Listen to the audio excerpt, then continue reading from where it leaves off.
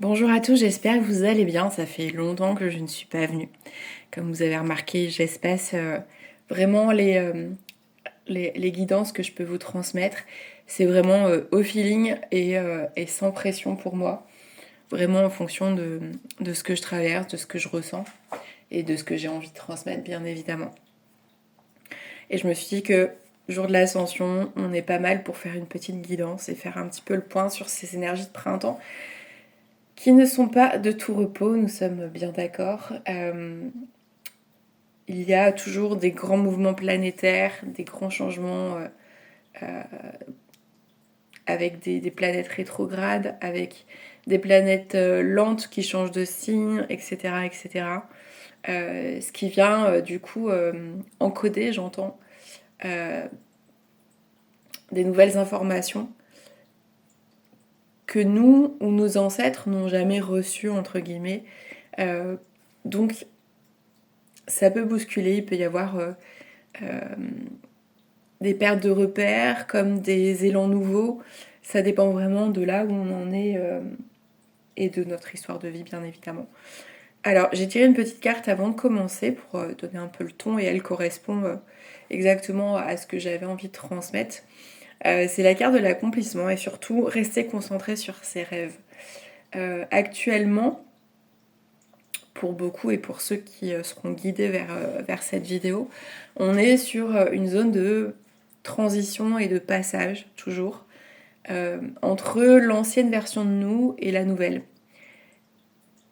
Sauf que là, la balance commence à s'inverser de plus en plus et la nouvelle version de nous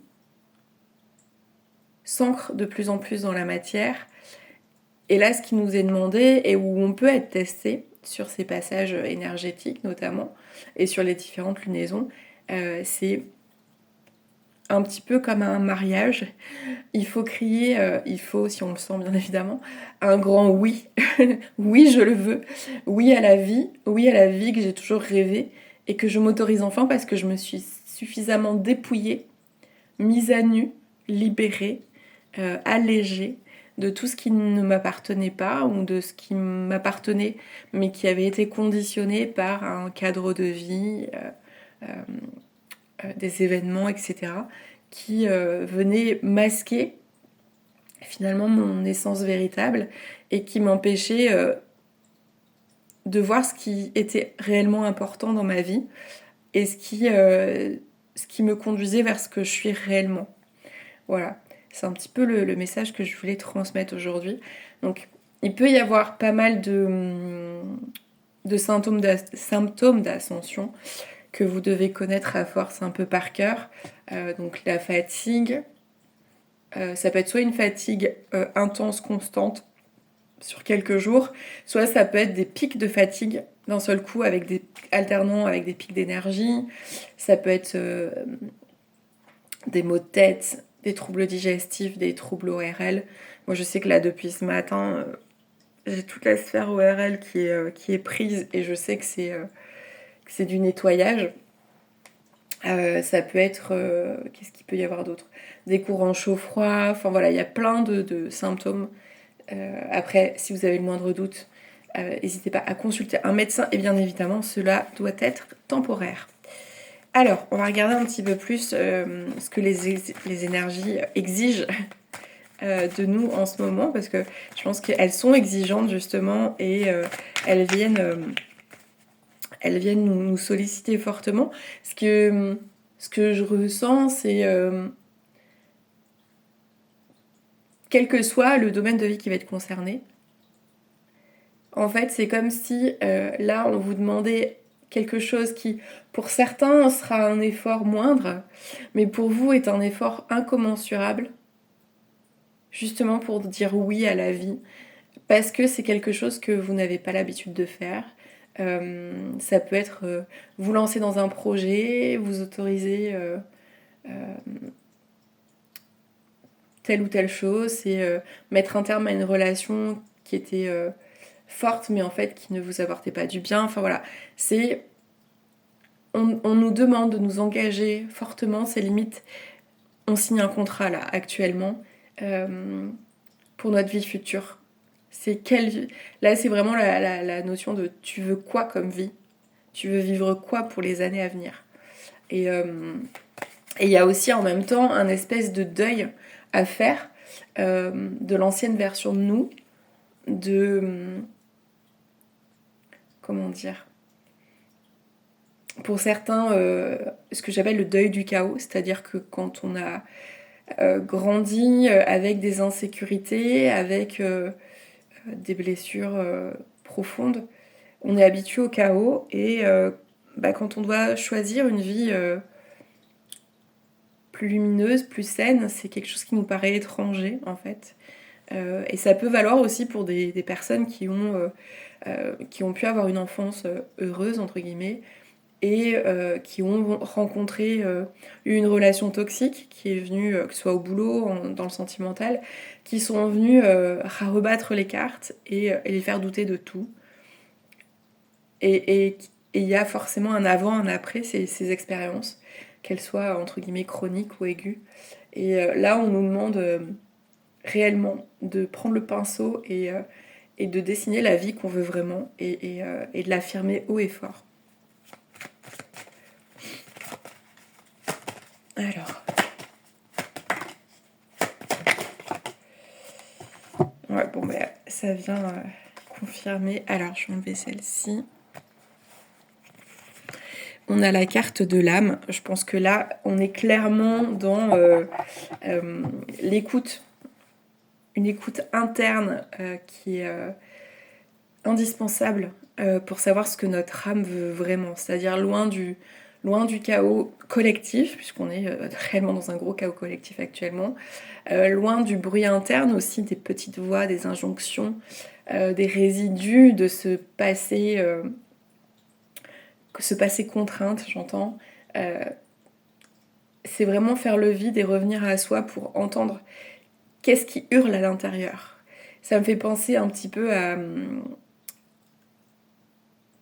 à ce texte de Félix Tradu que j'aime beaucoup, qui s'appelle Allez, viens, où il parle de cet appel interne, cet appel viscéral de la vie. Et je vous le recommande si vous ne connaissez pas. C'est très puissant. Ensuite, on a la carte de l'éternité. Donc là, elle vient renforcer la carte de l'âme. Ça vient nous parler, entre guillemets, mission de vie. Et pour moi, la mission de vie de tout un chacun, c'est d'apprendre à s'aimer. C'est pas forcément d'accomplir de grandes choses. Je pense que quand on est aligné, qu'on s'aime, on accomplit de grandes choses. Et que pour moi, la priorité, c'est vraiment cet amour de soi. Car le reste s'aligne après derrière. Et enfin, on a la carte de la prière. Donc là, qui vient... alors, ici, le 19 me saute aux yeux. Donc le 19, ça nous fait du 20.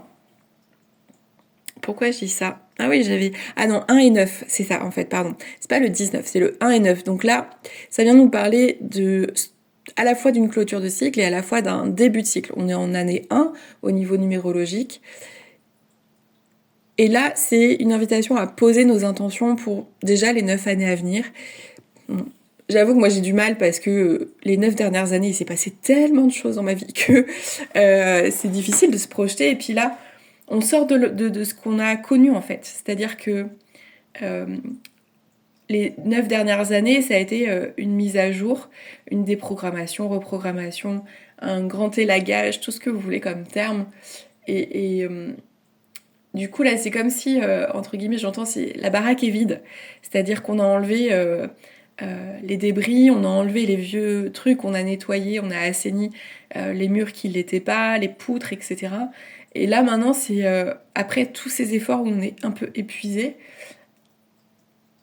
on a le système nerveux qui se détend et on se pose un peu genre à l'apéro et genre, ok, de quoi j'ai envie maintenant là? Quelle couleur pour la peinture? Comment je peux agencer? Qu'est-ce qu'il me faudrait comme meuble? Quel est l'état d'esprit de cette nouvelle maison finalement que j'ai envie de lui donner? Quelles fleurs j'ai envie de planter? Comment je me projette dans l'avenir? Comment je visualise cette future maison à mon goût avec celle que je suis aujourd'hui, celui ou celle que je suis aujourd'hui? Voilà, c'est vraiment le grand thème actuel. J'ai même pas envie de dire du moment, c'est le thème de l'année en général. Alors, on va regarder quelles sont les forces sur lesquels on peut s'appuyer. Bon ben voilà, ce qui en vaut vraiment la peine. Et je rajoute le vraiment, c'est-à-dire que là on a une protagoniste qui a comme des traces de pleurs, du mascara qui a coulé. On nous demande d'être lucide avec la chouette sur ce qui nous fait du bien et ce qui n'en fait pas. Et sur là où on veut mettre notre énergie. Aujourd'hui, c'est devenu primordial. On nous demande de prendre la responsabilité de nos vies et toujours de s'interroger, est-ce que ça, j'en ai vraiment envie? Est-ce que cette relation me fait du bien? Il n'y a plus de oui mais. Il peut y avoir des résistances où vous allez entendre ce oui mais il n'est plus à l'ordre du jour en fait. Dans l'éther, j'ai envie de dire, ce oui mais est déjà périmé, il attend juste que vous concrétisiez dans la matière ce changement en fait. Et du coup, ce qui est déjà en vous, donc on nous invite à nous connecter à justement ce feu interne. Et quand je vois ces petits papillons là qui s'envolent, ça me fait penser à qu'est-ce qui vous met en joie, qu'est-ce qui vous met des papillons dans le ventre, qu'est-ce qui réveille votre feu intérieur, votre enfant intérieur, qu'est-ce qui le nourrit. Les réponses, elles sont déjà dedans, ça fait cliché, mais le fait est que quand on grandit, on a le quotidien, la vie d'adulte qui vient rajouter des tonnes de bruit et qui vient nous empêcher finalement d'entendre cette voix interne qui demande justement une épuration pour pouvoir l'entendre à nouveau, où on doit couper les sons, couper les injonctions, les petites voix qui viennent nous travailler. Et là, on nous demande vraiment, enfin avec ces deux cartes, c'est assez évident. Je vais juste regarder avec le tarot des oppositions, quel est le côté shadow work du moment. Peut-être les zones de résistance sur lesquelles on doit travailler. Hop là. Ok. Alors je dirais juste une seule carte, mais elle est suffisamment parlante. Donc on a l'as d'épée, mais qui est à l'envers.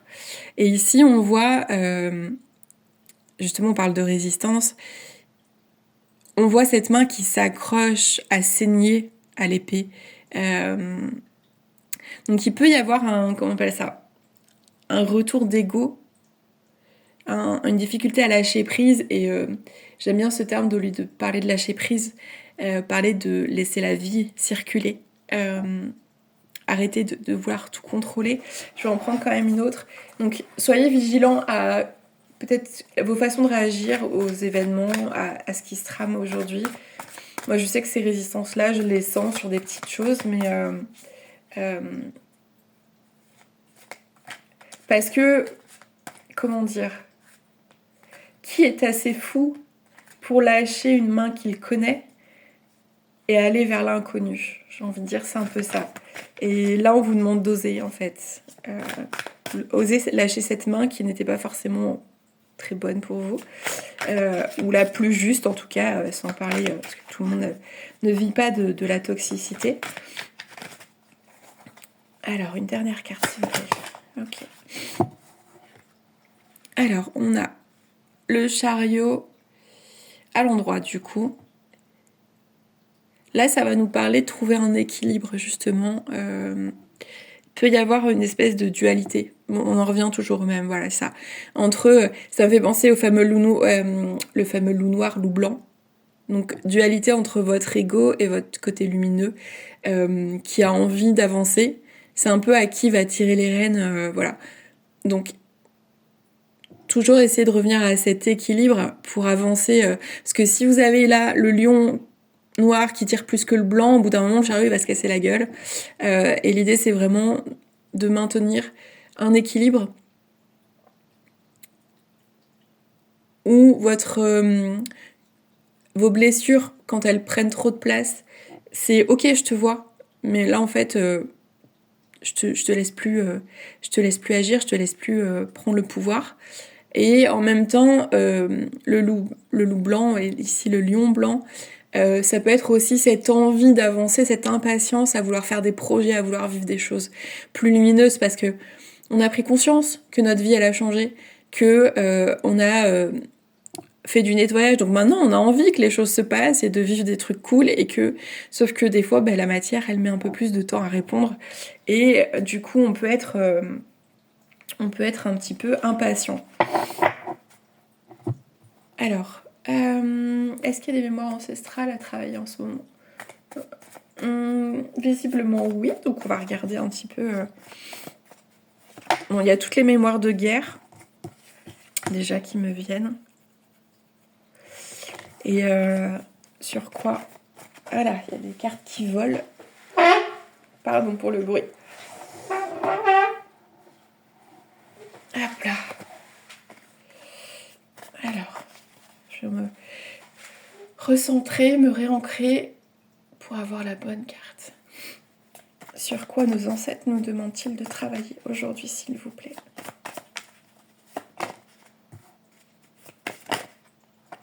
Ok.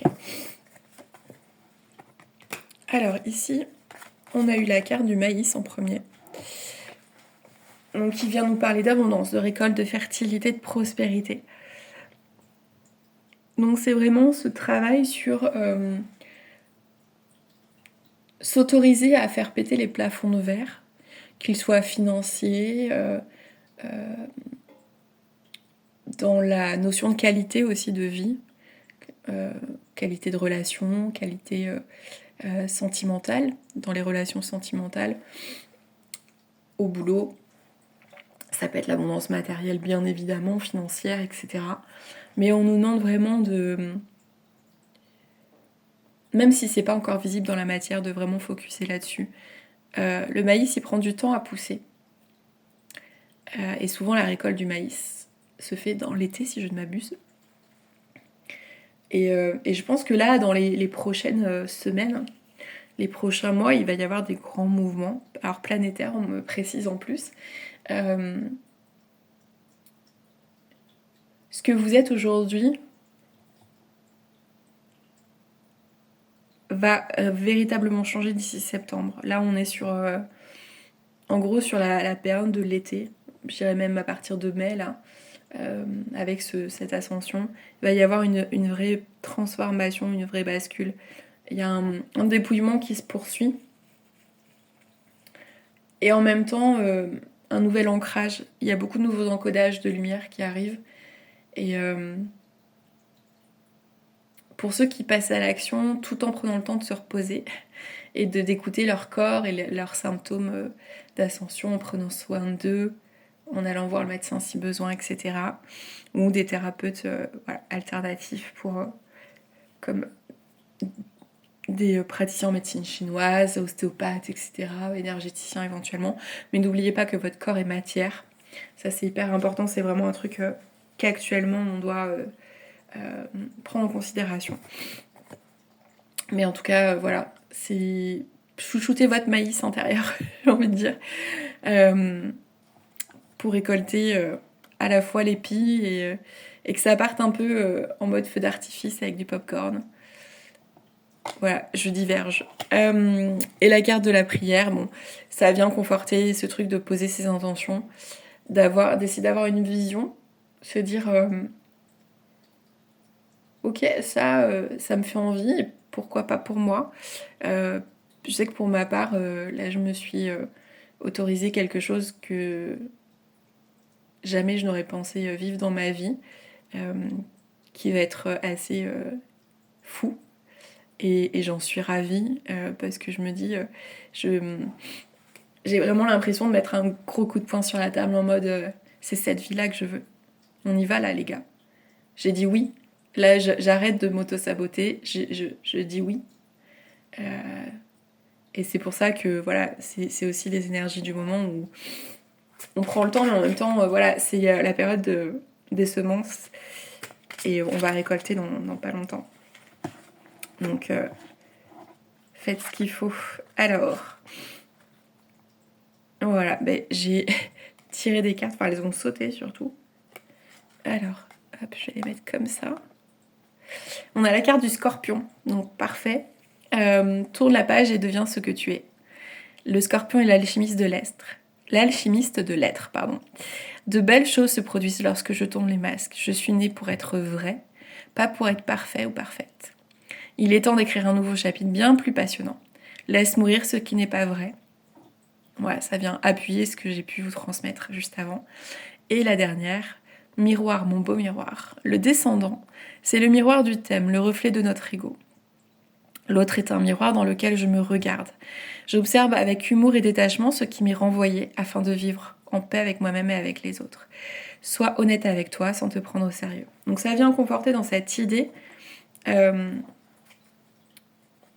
de justement se regarder, voire faire le point un peu sur sa vie et pouvoir lâcher en fait ce qui ne nourrit pas notre rêve, pas égotique, mais pour le coup notre rêve, j'ai envie de dire divin, même si j'aime pas trop cette expression, mais quelque chose qui va être réellement au service de qui nous sommes à l'intérieur, au plus profond, pour laisser émerger cette nouvelle vérité de l'être et laisser et montrer au monde en fait qui on est vraiment et, et pour soi arrêter de jouer un jeu en fait tout simplement. Et bien c'était une belle guidance, j'en fais pas souvent mais j'avoue que celle-là était très chouette. Je vous souhaite un bon passage de l'ascension, une jolie élévation. Il y a une nouvelle lune le 16, donc samedi, en taureau si je ne m'abuse. Voilà, à voir ce que ça va donner. En tout cas c'est le bon moment pour poser ses intentions et savoir ce qu'on veut pour les prochains mois, voire les prochaines années si vous arrivez à vous l'autoriser. À bientôt!